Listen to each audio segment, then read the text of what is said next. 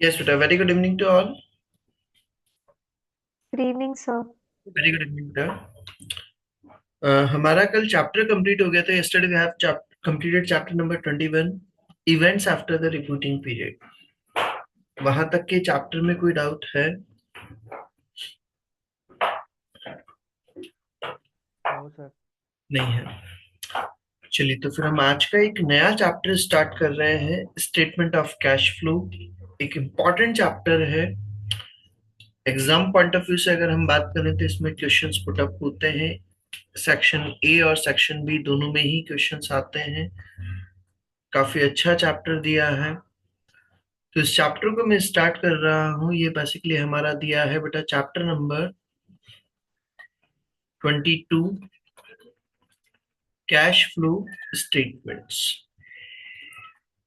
इस चैप्टर को स्टार्ट करने से पहले, मैं थ्योरी रीड आउट करने से पहले कुछ पॉइंट्स लिखा देता हूँ ताकि वो चीज क्लियर हो जाएगी. उसके बाद में फिर हम आगे का पोर्शन स्टार्ट करते हैं. कैश फ्लो स्टेटमेंट के अंदर क्या क्या दिया है, क्या इसका फंडा है, क्या इसका कंसेप्ट है, वो सब चीज हम स्टार्ट करते हैं. तो सबसे पहली चीज हम बात करें इसको कहाँ पर डिफाइन किया हुआ है. कैश फ्लो स्टेटमेंट क्या होता है? It is an statement.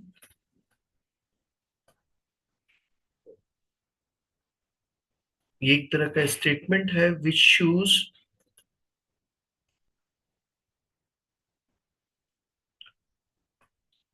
Flow of cash and cash equivalent.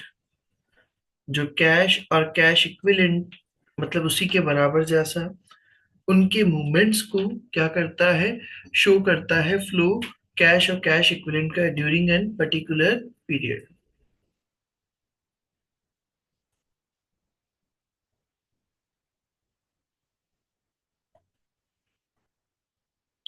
एक पर्टिकुलर टाइम पीरियड में आपका जो भी मूवमेंट होता है वो सब कुछ आपका कैश फ्लो स्टेटमेंट के अंदर शो होता है. सर, कौन बनाती हैं ये कैश फ्लो स्टेटमेंट्स वगैरह, कहाँ पर डिफाइन किया हुआ है इसका, हम एक एक पॉइंट रीड आउट करना स्टार्ट करेंगे. कहाँ पर डिफाइन किया हुआ है इसको? पहली चीज तो डिफाइन इन IAS इंटरनेशनल अकाउंटिंग स्टैंडर्ड 7. कहाँ पर डिफाइन किया हुआ है बेटा? इंटरनेशनल अकाउंटिंग स्टैंडर्ड 7 के अंदर इसको डिफाइन किया हुआ है. याद रखना, जिन बच्चों ने क्लास 12th में या यहाँ पर इंडियन अकाउंटिंग में पढ़ा है तो वहां पर आप लोगों ने पढ़ा हुआ है अकाउंटिंग स्टैंडर्ड 3 रिवाइज्ड. उसके अंदर आप लोगों ने पढ़ा हुआ है कैश फ्लो स्टेटमेंट, और इंटरनेशनल के अंदर इसको डिफाइन किया हुआ है इंटरनेशनल अकाउंटिंग स्टैंडर्ड 7 के अंदर डिफाइन किया हुआ है. किनको बनाना होता है? All entities. एंटिटीज मतलब ऑर्गेनाइजेशंस. हर ऑर्गेनाइजेशन दैट प्रिपेयर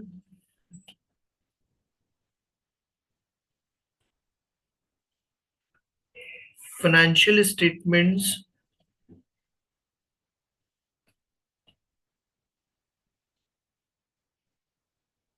हर वो ऑर्गेनाइजेशन जो अपने फाइनेंशियल स्टेटमेंट्स बनाती हैं, किस according? In conformity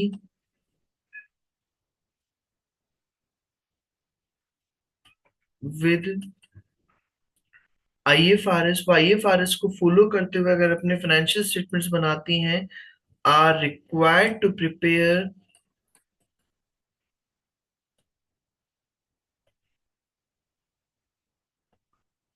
statement of cash flow. तो वो उन सभी ऑर्गेनाइजेशंस को स्टेटमेंट ऑफ कैश फ्लो बनाना जरूरी होता है, कंपलसरी होता है. भाई, आपका कैश फ्लो स्टेटमेंट बनाना कंपलसरी है.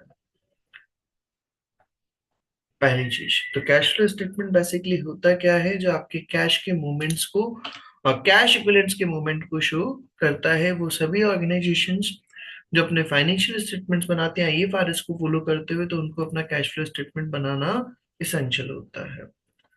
सर, कितने मेथड्स होते हैं? There are two methods to prepare cash flow statement. Cash flow statement बनाने के दो मेथड्स होते हैं। First one is direct method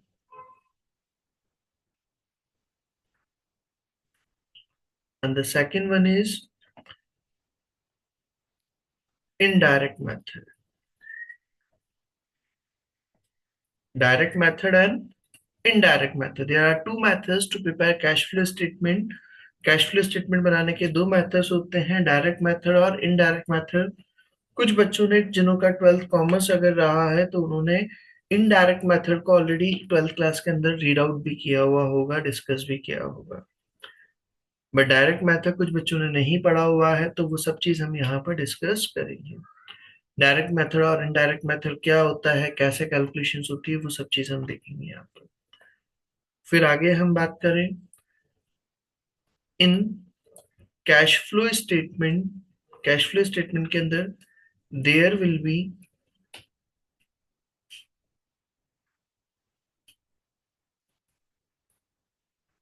three types of activity. वहां पर थ्री टाइप की एक्टिविटी इन्वॉल्व की जाती है। मेंशन कौन कौन सी एक्टिविटी होती है कैश फ्लो स्टेटमेंट के अंदर। First one is, first activity आती है हमारी cash flow from operating activity. Cash flow from operating activity, first one is. Second one is cash flow from investing activity, and third one is cash flow from financing activity। Cash flow statement के अंदर तीन तरह की activities होती है, three types of activities होती है, operating activity, investing activity और फाइनेंसिंग एक्टिविटी। सर हम अभी एक एक पॉइंट को हम सबको रीड आउट करना स्टार्ट करेंगे। ऑपरेटिंग एक्टिविटी का मतलब क्या होता है, इन्वेस्टिंग का मतलब, मैं सब चीजें समझाऊंगा यहाँ पर। हमने अभी तक क्या क्या पढ़ा है। कैश फ्लो स्टेटमेंट का मतलब क्या होता है, ऐसा स्टेटमेंट जो क्या करता है, कैश और कैश इक्विवेलेंट के मूवमेंट्स को शो करता है, उसको फ्लो को शो करता है एक पर्टिकुलर टाइम पीरियड का, तो उसको हम कहते हैं कैश फ्लो स्टेटमेंट। कहाँ पर डिफाइन है, इंटरनेशनल अकाउंटिंग स्टैंडर्ड 7 के अंदर इसको डिफाइन किया हुआ। All entities that prepare financial statements in conformity with IFRS. और जो भी ऑर्गेनाइजेशंस आईएफआरएस के अकॉर्डिंगली अपने फाइनेंशियल स्टेटमेंट्स बनाते हैं, तो उनको ये कैश फ्लो स्टेटमेंट बनाना इसेंशियल होता है। दो मेथड्स होते हैं कैश फ्लो स्टेटमेंट बनाने के, डायरेक्ट मेथड और इनडायरेक्ट मेथड। और कैश फ्लो स्टेटमेंट के अंदर तीन तरह की एक्टिविटीज आती हैं, operating activity, investing activity and financing activity. यहाँ तक की बात हो गई सर। नाउ अब हम आते हैं सबसे पहली activity. First one is operating activities. First one is operating activities. Sir ये क्या होती है, ऑपरेटिंग एक्टिविटीज का मतलब होता है, it means principal revenue generating, जो आपका मेन रेवेन्यू जनरेट करती हैं एक्टिविटीज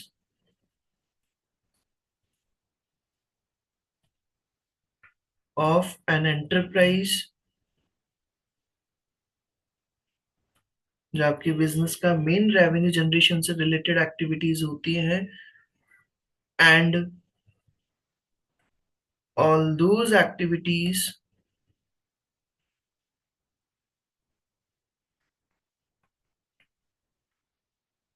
और ऐसी बाकी सभी activities which are neither investing, जो इन्वेस्टिंग में भी नहीं आती है, नो फाइनेंसिंग। और न ही फाइनेंसिंग एक्टिविटी में आती है।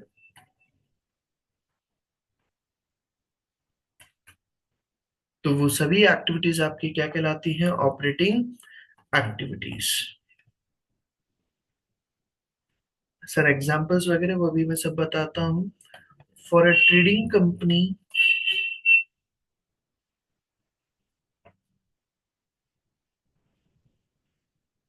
अगर आपकी ट्रेडिंग कंपनी है जो गुड्स का सेल परचेज करती है, तो buying,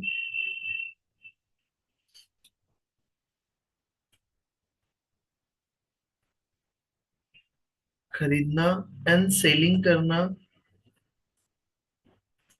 of goods are the part of operating activity. तो वो हमारा किसका पार्ट कहलाएगा? ऑपरेटिंग एक्टिविटी का पार्ट कहलाएगा। ट्रेडिंग कंपनी अगर है जो गुड्स का सेल परचेज अगर करती है, तो उसके लिए जो आप गुड सेल परचेज करते हैं उससे रिलेटेड सारी ट्रांजेक्शन्स आपका क्या होगी? ऑपरेटिंग एक्टिविटी का पार्ट कहलाती है।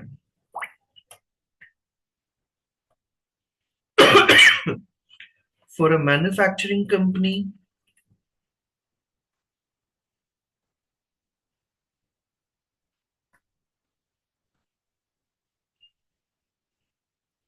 अगर आप मैन्युफैक्चरिंग वगैरह करते हैं तो प्रोड्यूसिंग, गुड्स प्रोड्यूस करना, producing and goods and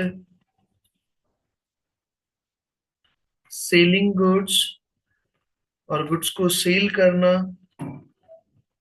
related activities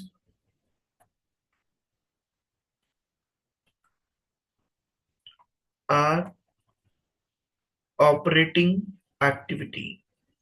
तो वो सभी चीज हमारी क्या कहलाएगी? ऑपरेटिंग एक्टिविटी कहलाएगी। ये मैं चैप्टर जो बता रहा हूँ बेटा, अब हम बहुत इंपॉर्टेंट चैप्टर्स पढ़ रहे हैं, 4 चैप्टर्स पढ़ेंगे। कैश फ्लो स्टेटमेंट हम पढ़ रहे हैं, और इसके बाद में फिर मैं एक टॉपिक स्टार्ट करूंगा, कंसोलिडेशन। कंसोलिडेशन के अंदर 3 चैप्टर्स हम पढ़ेंगे, चैप्टर नंबर 23, 24, 25। ये मान लीजिए आप एक, हमारा अगर ये 4 चैप्टर्स अच्छे से कवर अप हो जाते हैं तो आपका एग्जाम क्वालिफाई होने का चांसेस 70% इंक्रीज हो जाता है। आपका बहुत इंपॉर्टेंट रोल प्ले करते हैं बेटा, जो अभी तक मैं अब जो चैप्टर्स पढ़ा रहा हूँ, लाइक मैंने आपको इंट्रोडक्शन टू कंपनी अकाउंटिंग पढ़ाया, फाइनेंशियल स्टेटमेंट्स ऑफ कंपनी पढ़ाया, वो इंपॉर्टेंट है। कल वाला चैप्टर जो पढ़ाया वो इतना रेलिवेंट नहीं है। Events after the reporting period, वो एक क्वेश्चन आता है ज्यादा से ज्यादा, वो बहुत ज्यादा नहीं। But introduction to company accounting अच्छे से करें। फाइनेंशियल स्टेटमेंट्स ऑफ कंपनी है, ये जो अब मैं पढ़ा रहा हूँ कैश फ्लो स्टेटमेंट। एक हमने पढ़ा था टेंजिबल नॉन करंट असेट्स। एक हम अब पढ़ेंगे कंसोलिडेशन इसके बाद में। मतलब बाकी सारे सब चैप्टर्स एक तरफ और ये 5-6 चैप्टर एक तरफ इक्वल लेवल ला देते हैं बेटा। तो इन 5 to 6 चैप्टर्स पे बहुत अच्छा आप कमांड बना लीजिए, आपका पेपर तो वहीं क्वालिफाई हो जाता है। Getting my point? अच्छे से प्रिपरेशन करिएगा। मैं इसीलिए इसको बहुत धीरे धीरे इसको एक एक चीज को समझा रहा हूँ ताकि कहीं पर भी कोई प्रॉब्लम नहीं है। तो मैन्युफैक्चरिंग कंपनी अगर है तो आप गुड्स प्रोड्यूस करते हैं, सेल वगैरह करते हैं, तो उससे रिलेटेड जो एक्टिविटीज होगी वो ऑपरेटिंग एक्टिविटी का पार्ट होगी। सर अगर फाइनेंस कंपनी है तो फॉर फाइनेंस कंपनी,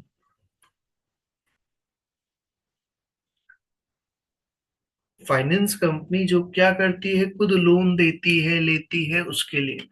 तो फाइनेंस कंपनी के लिए buying and selling of securities,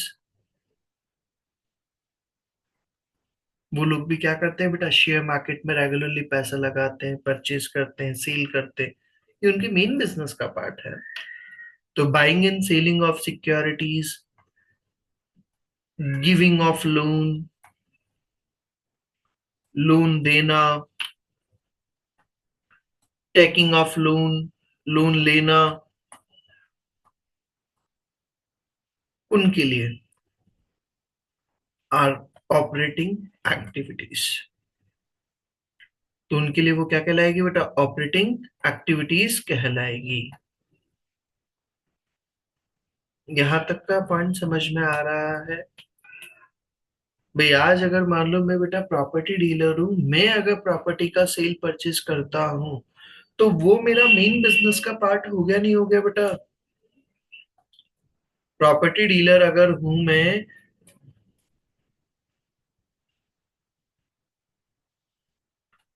और प्रॉपर्टी डीलर ने क्या करा बेटा? सेल परचेज किया ऑफ प्रॉपर्टी,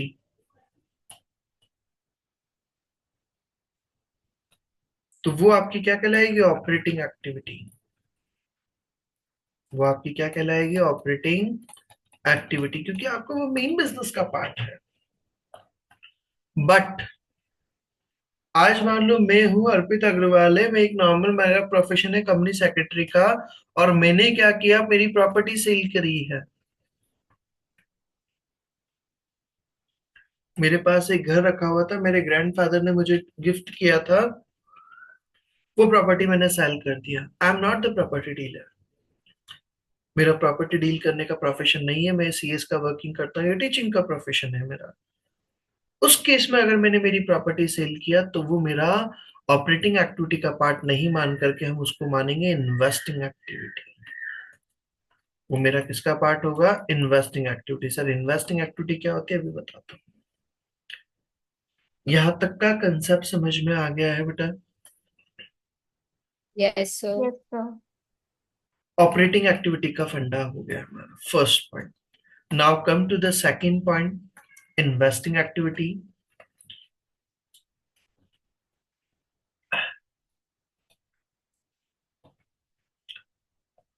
इन्वेस्टिंग, ये सब चीजें आप कॉपी के अंदर नोट डाउन कर लेना। मैं इसकी अभी शेयर कर दूंगा, तो उसके बाद में नोट डाउन कर लेना, इसको नोट्स बना लेना। अभी मैं लिखवा रहा हूँ, अभी सिर्फ समझने पर फोकस करें, लिखने का आप आराम से तसल्ली से कर लेना उसको, लेकिन नोट जरूर कर लेना, इंपॉर्टेंट है। मैं फिर बोल रहा हूँ कि 4-5 चैप्टर्स हैं जो मैंने बोले हैं, अच्छे से कवर अप कर लो। पेपर तो यही क्वालिफाई हो जाते हैं। इन्वेस्टिंग एक्टिविटी, अब सर ये क्या आती है इन्वेस्टिंग एक्टिविटीज? इसके अंदर क्या आएगा?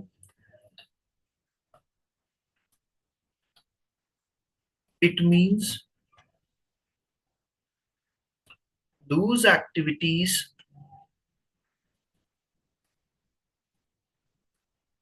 which are related to, जो रिलेटेड है किससे? सेल ऑफ फिक्स्ड एसेट्स और इन्वेस्टमेंट्स,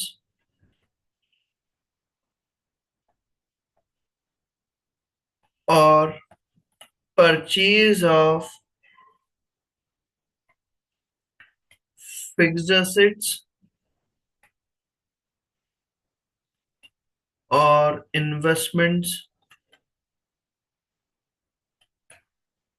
ऐसी एक्टिविटीज जो आपकी फिक्स्ड एसेट्स के सेल करने से रिलेटेड होती है, फिक्स्ड एसेट्स के परचेज करने के, इन्वेस्टमेंट के सेल, इन्वेस्टमेंट के परचेज से रिलेटेड अगर होती है, तो उन एक्टिविटीज को हम क्या कहते हैं? Investing activities. उन एक्टिविटीज को हम क्या कहते हैं? Investment activities.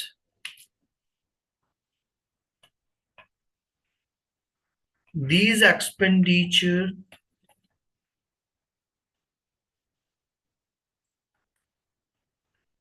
incurred on these assets with a view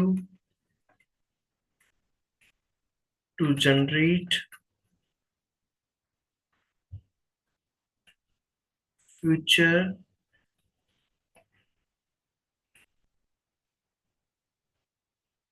income. ताकि आपको फ्यूचर में इनकम मिल सके, उसके लिए आप क्या करते हैं? Investing activities.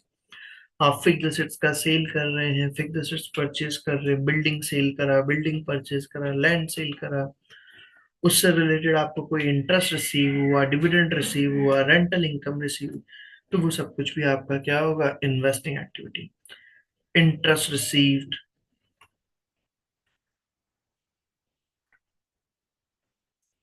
Dividend received,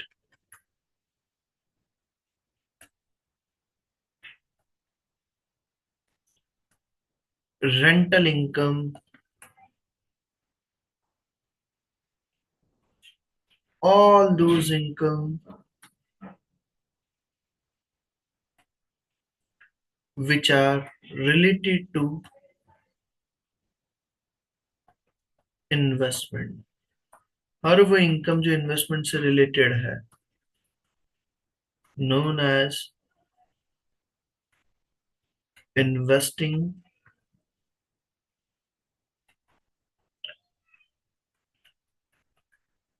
activity, उसको हम क्या कहेंगे, investing activity.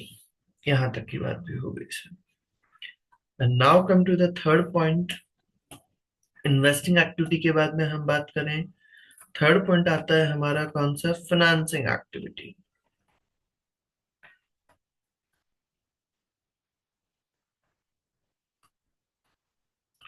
Financing activity, sir ये फाइनेंसिंग एक्टिविटी के अंदर क्या आता है, all those activities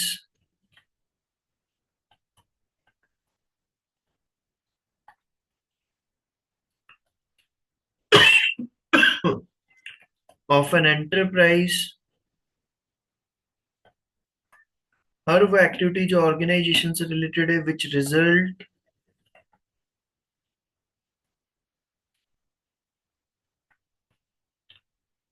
in the change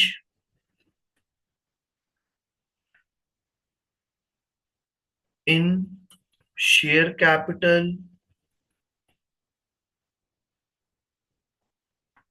and borrowing,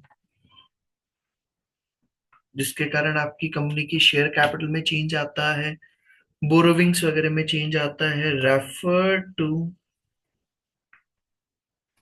as financing activity. तो उसको हम क्या कहेंगे बेटा, फाइनेंसिंग एक्टिविटी कहा जाता है। यहां तक का point clear. Like for example अगर मैं बात करूं,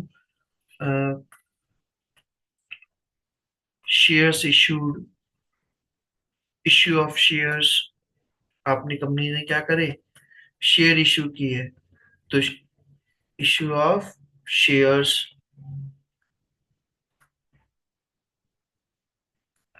इश्यू ऑफ डिबेंचर्स, कंपनी ने डिबेंचर इशू करे,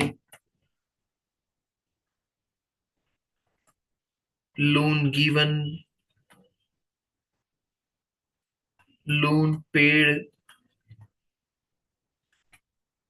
रिडम्पशन ऑफ डिबेंचर्स मतलब रीपेमेंट कर दिया डिबेंचर्स का जो लोन लिया था हमने।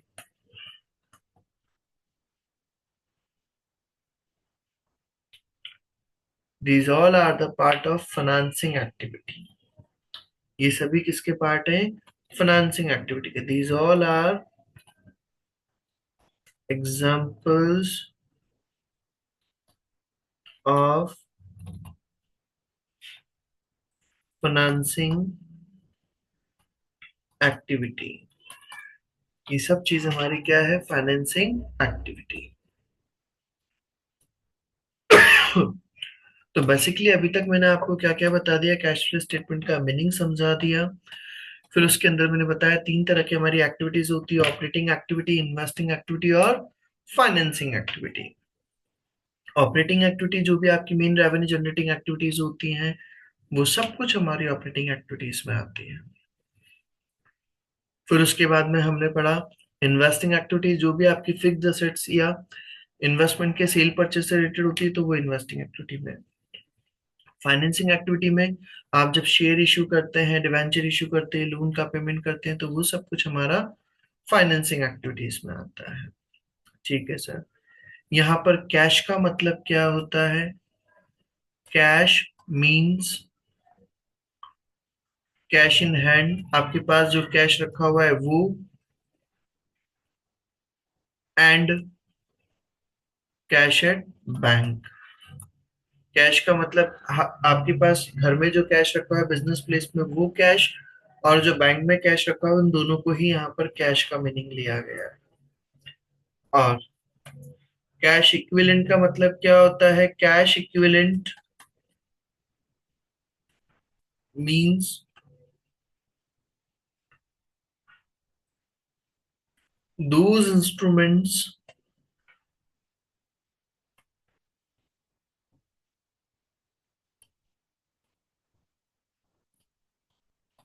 और marketable securities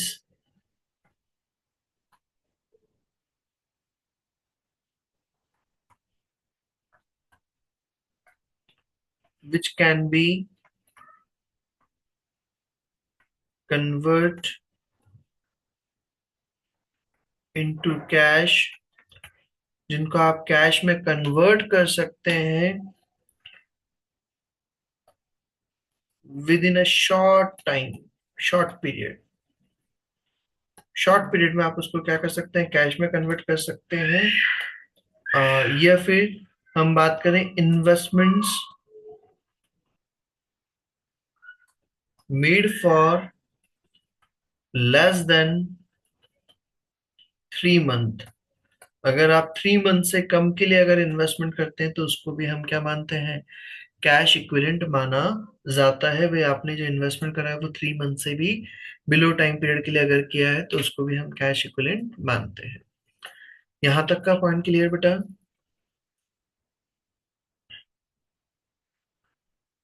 यहां तक का पॉइंट क्लियर है सबको? Yes yes sir. चलिए, तो अब हमने ऑपरेटिंग एक्टिविटी, इन्वेस्टिंग एक्टिविटी और फाइनेंसिंग एक्टिविटी 3 पॉइंट्स हमने पढ़ लिए हैं। अब मैं कुछ पॉइंट्स लिख रहा हूं तो आप मुझे आइडेंटिफाई करके बताइएगा तो कि कौन सा पॉइंट किस में आएगा। हमारा हमारा एक इलस्ट्रेशन ले रहा हूं, मैं एक एग्जांपल ले रहा हूं।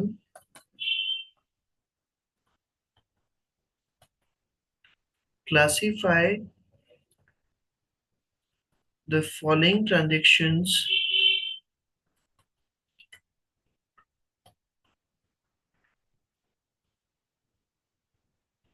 आपको ट्रांजेक्शन्स को क्लासिफाई करना है into operating activity, investing activity, financing activity में क्लासिफाई करना है। बिजनेस है, नॉर्मल बिजनेस है, हमारा कोई स्पेशल बिजनेस नहीं है, फाइनेंस का बिजनेस नहीं है, मैं नॉर्मल बिजनेस की बात कर रहा हूँ।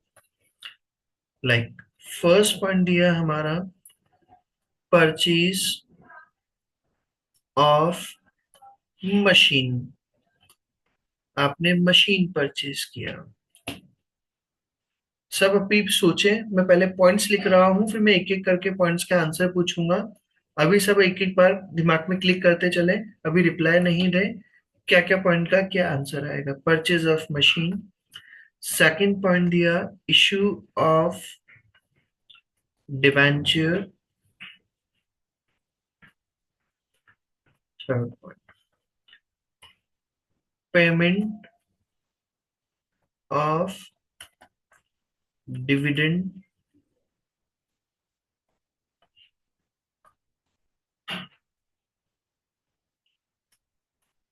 Payment of tax,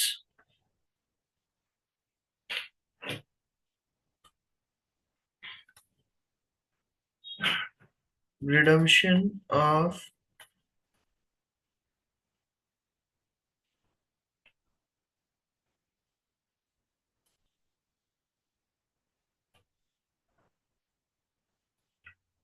preference share, sale of land,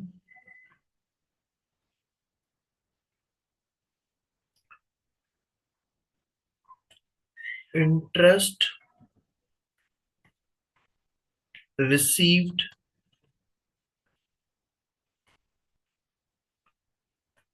dividend received,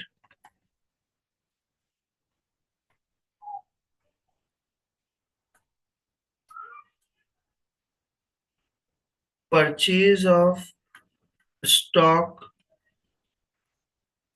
and sale of stock.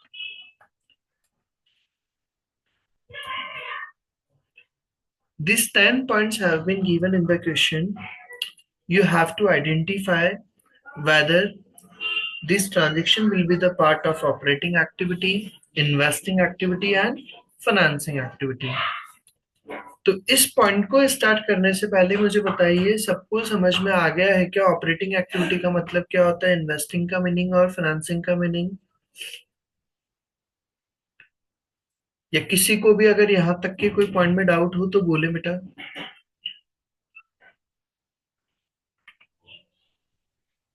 No. नहीं है डाउट यहां तक के पॉइंट में किसी को भी?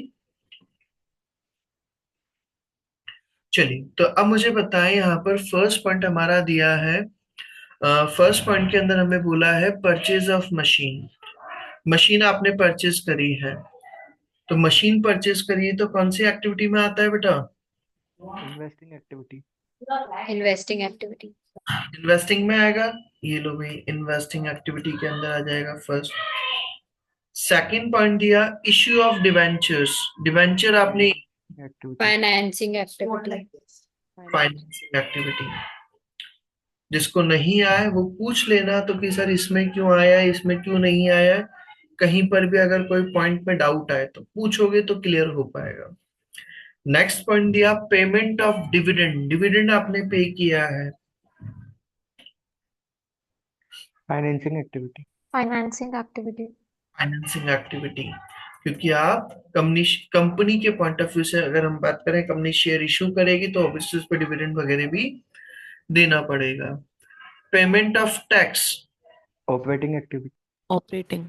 ऑपरेटिंग एक्टिविटी सर क्यों? क्योंकि आपका मेन बिजनेस, आप अगर अर्न करते हैं, बिजनेस में प्रॉफिट अर्न करते हैं तो ऑब्वियसली आपको टैक्स वगैरह भी पे करना होता है। फिर दिया नेक्स्ट पॉइंट हमारा redemption of preference share. Financing activity. Financing. Financing activity. Financing activity. फिर दिया sale of land. Investing investing. Activity. Investing activity में आपने इन्वेस्टमेंट करा था, आपका उससे असेट्स को आपने सेल कर दिया। Interest received. Financing. Financing activity का पार्ट इन्वेस्टिंग। होगा, इन्वेस्टिंग एक्टिविटी का पार्ट होगा। Investing. Investing activity. Investing activity का, आप इन्वेस्टमेंट करोगे तभी तो आपको इंटरेस्ट रिसीव होगा ना बेटा। आप कोई इन्वेस्टमेंट करोगे तो ही आपको इंटरेस्ट रिसीव होगा क्या? Yes sir. तो वो चीज हमारा किसका पार्ट होगा? इन्वेस्टिंग एक्टिविटी का। Dividend received. Investing. Investing activity का। Purchase of stock. Sir dividend तो ऑपरेटिंग। फाइनेंसिंग में आएगा ना? एक सेकेंड, नहीं, इन्वेस्टिंग में आएगा ना बेटा। आपने किसी कंपनी के अगर शेयर परचेज कर रखे हैं, कंपनी को डिविडेंड कब रिसीव होगा? जब आपने किसी कंपनी के शेयर में इन्वेस्टमेंट कर रखा है, और इन्वेस्टमेंट करा है तो वो इन्वेस्टिंग एक्टिविटी का, तो उससे रिलेटेड जब आपको इनकम मिलती है तो वो भी किस में जाती है? इन्वेस्टिंग एक्टिविटी में। Okay sir. तो सर डिविडेंड पेड फाइनेंसिंग होगा। हाँ जी। तो परचेज ऑफ स्टॉक। स्टॉक आपने परचेज करा मतलब गुड्स परचेज करा, ऑपरेटिंग। ऑपरेटिंग एक्टिविटी का पार्ट होगा। Sale of stock. Operating operating. Activity. Operating activity का पार्ट। यहां तक का पॉइंट क्लियर है? Yes sir. Yes sir. Operating activity, investing activity, financing activity, यहां तक की बात मैंने बता दी। और करें इसका एक और क्वेश्चन, इसका एक और क्वेश्चन करके देखें। Yes sir. Okay sir. एक सेकंड में question, just a minute.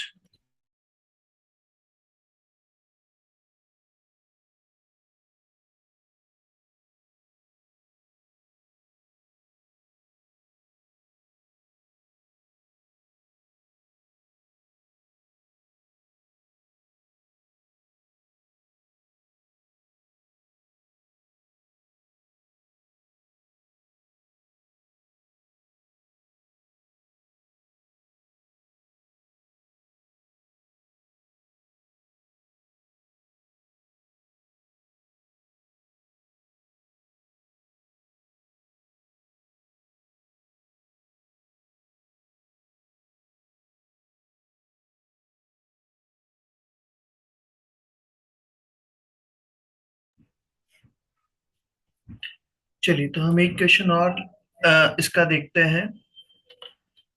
Operating activity में आएगा, इन्वेस्टिंग में आएगा या फाइनेंसिंग में आएगा।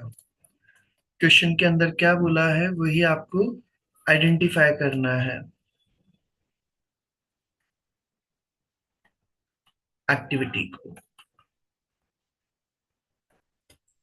ऑप्शंस में क्या क्या, operating activity, investing activity, financing activity, और या फिर ये कैश इक्विवेलेंट में आएगा क्या, वो भी आपको बताना है। भाई तीनों में ना आकर के वो कैश इक्विवेलेंट के बराबर अगर है तो वो भी चीज हमें बतानी है।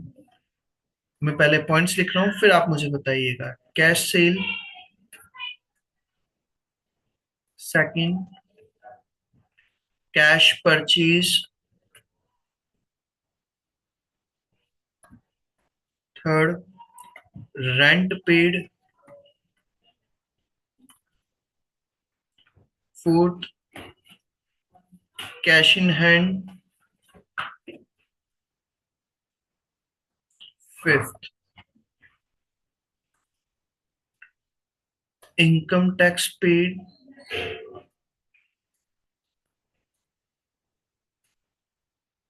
Sixth office expense,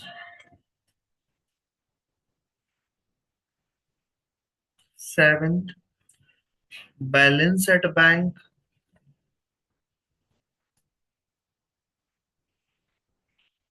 eight.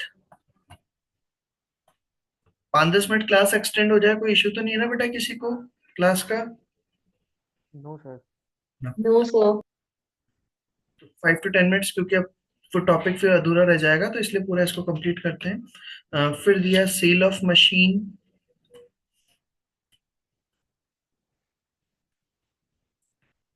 फिर दिया issue of debentures,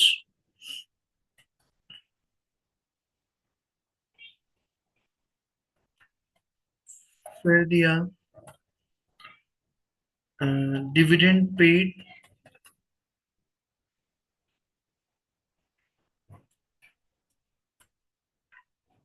cash paid against trade pebbles,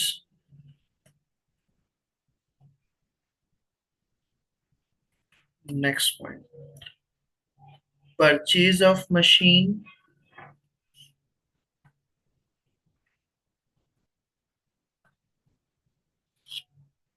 next point income tax refund received,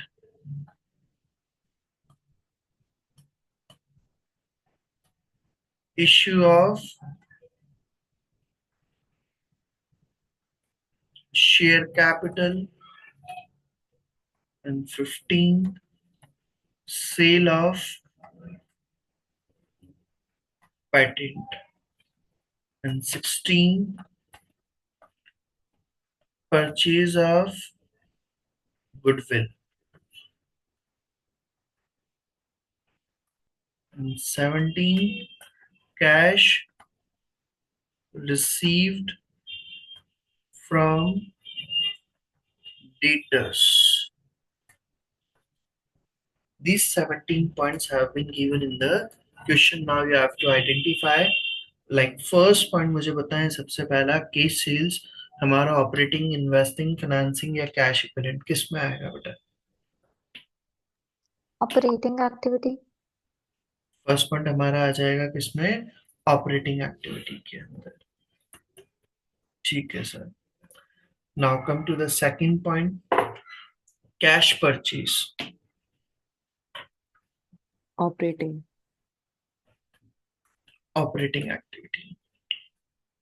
मैं फिर बोल रहा हूँ, जिसको भी अगर डाउट आए कोई पॉइंट पर तो पूछ लेना बेटा, इमीडिएटली डाउट क्लियर कर लेना। मैं ये डाउट क्लियर करने की वजह से ही ये बता रहा हूँ, अदरवाइज ये पार्ट नहीं है, मुझे आगे का टॉपिक पढ़ाना है। Rent paid operating activity. Operating activity का पार्ट होगा, क्योंकि ऑब्वियसली बिजनेस वगैरह चलाते हैं तो वहां पर दुकान रेंट पर भी लेना पड़ता है, तो रेंट लोग दे रहे हो आप तो वो आपका क्या होगा? ऑपरेटिंग एक्टिविटी का। सर अगर रेंट रिसीव होता है तो वो आपका इन्वेस्टिंग एक्टिविटी। इन्वेस्टिंग एक्टिविटी का पार्ट होगा। क्यों? क्योंकि आपने प्रॉपर्टी खरीदी होगी, इन्वेस्टमेंट करा होगा, बिल्डिंग बनाई होगी, तब आपको रेंटल इनकम मिल रही है, तो वो चीज हमारा फिर क्या होगा, उसका पार्ट हो जाएगा। Cash in hand, Cash equivalent. Cash equivalent के बाद वो क्या माना जाएगा, कैश इक्विवेलेंट का पार्ट माना जाएगा, क्योंकि वो कैश या कैश के बराबर कोई और चीज है।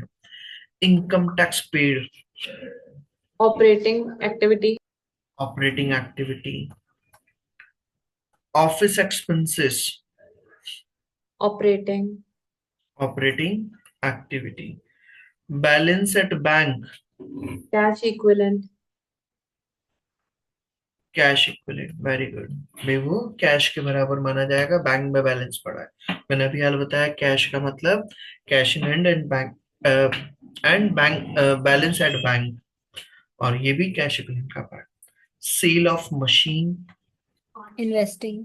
Investing. Investing activity. Issue of debentures, Financing. Financing. Financing activity. Dividend paid, Financing.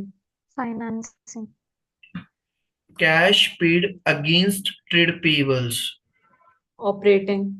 Operating activity. भैया आप ट्रेड पेबल्स को पेमेंट करें तो ऑब्वियसली बिजनेस करते हो, तो उसमें क्रेडिटर्स वगैरह से अगर आपने उधार में कुछ खरीदा था तो आपको पेमेंट करना पड़ेगा, तो वो cash paid against trade pebbles, operating activity. Purchase of machine, Investing Investing. activity. क्या होगा ये, इन्वेस्टिंग या ऑपरेटिंग या financing? Investing. Investing activity. Income tax refund received, income tax का रिफंड मिला बेटा, Operating. ऑपरेटिंग एक्टिविटी का पार्ट होगा। वो किसका पार्ट होगा, ऑपरेटिंग एक्टिविटी का पार्ट होता है हमारे इनकम टैक्स का, अगर आपको रिफंड रिसीव होता है। फिर इसके बाद में दिया issue of share capital, Financing. Financing. Financing activity. Sale of patent, patent आपने सेल किए, Investing. Investing. इन्वेस्टिंग एक्टिविटी का part. Purchase of goodwill, Investing. Investing activity का पार्ट है। आप गुडविल परचेज कर रहे हैं, किसी के ब्रांड नेम को आप परचेज कर रहे हैं, आप एक्स्ट्रा पे कर रहे हैं, तो वो चीज हमारा गुडविल परचेजिंग, वो क्या होगा, investing activity. And cash received from debtors,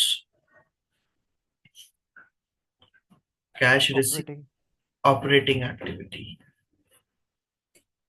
ये मेरा ऑपरेटिंग, इन्वेस्टिंग एंड फाइनेंसिंग का पॉइंट मैंने समझा दिया है। होपफुली सबको समझ में आ गया होगा आई थिंक कि ऑपरेटिंग में क्या आता है, इन्वेस्टिंग में क्या आता है, फाइनेंसिंग में क्या आता है। बेसिक कंसेप्ट मैंने समझा दिया है इसमें। अभी हम इसमें कल फिर मैं आगे इसी में एक दो क्वेश्चंस और कवर अप कराऊंगा। जब अगर वो फाइनेंस कंपनी हो तो क्या इम्पैक्ट आता है, और अगर नॉन फाइनेंस कंपनी हो तो क्या इम्पैक्ट आता है। Getting my point? यस। तो आज का जो मैंने यहाँ तक का टॉपिक पढ़ाया है, आपको इसको एक बार अच्छे से कवर अप कर लें।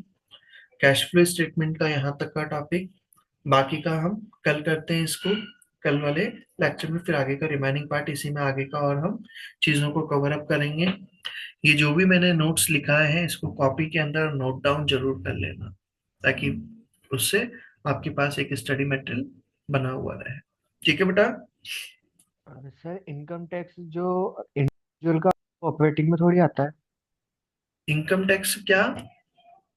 सर इनकम टैक्स अगर इंडिविजुअल का होता है तो ऑपरेटिंग पार्ट में थोड़ी आता है वो। ये बिजनेस के इनकम टैक्स की बात कर रहे हैं। इंडिविजुअल वाला होगा तो वो तो बेटा वैसे भी यहाँ पर तो कोई रोल ही नहीं रहेगा, बिजनेस में तो ना शो करोगे आप उसको। Yes sir. वो तो ड्राइंग्स का पार्ट हो गया, उसको पर्सनल एक्सपेंसेस को हम बिजनेस एक्सपेंसेस में शो नहीं करते। क्लियर ओके बात? सर। हाँ ठीक है बेटा, बाकी का हम कल वाले लेक्चर में करते हैं, सेम चीज को आगे कंटिन्यू करेंगे। ओके बेटा, thank you everyone. Thank you, sir.